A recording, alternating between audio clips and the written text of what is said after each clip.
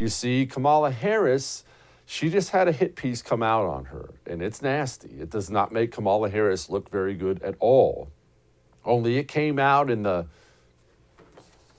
want to make sure I have this right, the Washington Post. The Washington Post. It came out in the most liberal newspaper in the United States of America. Now, why, oh why, would Kamala Harris be getting blasted by the newspaper that should be, I mean, if you're looking at it that way, holding her up, doing puff pieces on her? Well, I'm going to tell you why all this is happening. The Biden administration, they obviously didn't think they were going to be long-term for reasons. Kamala Harris was supposed to be the heir apparent, the next one. She's going to be the next big thing. And they picked Kamala Harris because she's a woman and because she's a minority. She's a minority woman, so that's why they picked her. Look, they were very vocal that that's why they were going to pick her, and that's why they picked her. And they needed her to not suck. Now, obviously, given Kamala Harris's history, that's going to be a mountain to climb anyway, but they didn't even need her to be a star. They just needed her to not suck. But she sucks. She's somehow less popular, they're polling all these things, than Joe Biden. Kamala Harris doesn't have any responsibilities. And Joe Biden's out there publicly flailing about.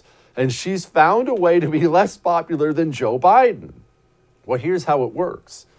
When you're a vice president, congressman, senator, whatever the case may be, you have staffers around you. And contrary to popular opinion, or popular belief, I should say, all your staffers aren't true believers. I just love the message. Go get them, Kamala. I'm with you. Girl power. No, they're young, ambitious people. They're there because being on the vice president's staff might mean you're on the president's staff, might mean you get a cushy gig at a media company or whatever the case may be. That's why they're there.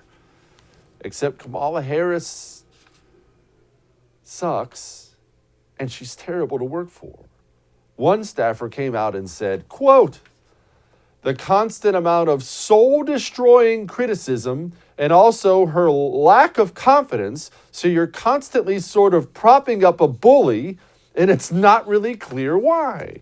And look, it is clear why. It's very clear why Kamala Harris is the way she is. And I'm not even going to make any Willie Brown jokes at this point in time, although I am tempted to do so. Kamala Harris is the way she is because Kamala Harris doesn't know who she is. There's a reason she looks so uncomfortable at all times. Everything looks unnatural. Everything is obviously a speech that was written for her, and she can't deliver it well. That's why she delivers the lines so poorly. Her laugh lines never get laughs. Her serious lines never get that seriousness from the audience.